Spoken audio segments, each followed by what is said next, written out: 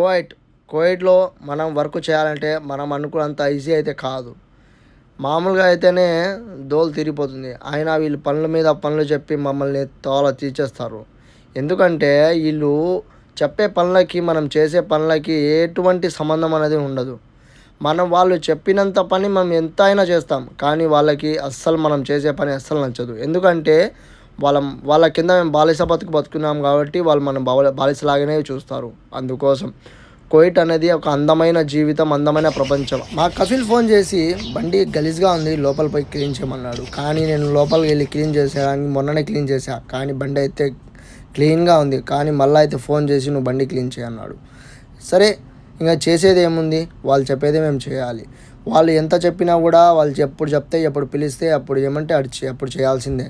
మన ఊరు కాదు, మన కంట్రీ కాదు. వీళ్ళు చెప్పినట్టే మేము వినాలి, మనం చెప్పినట్టు వాళ్ళు అస్సలు వినరు.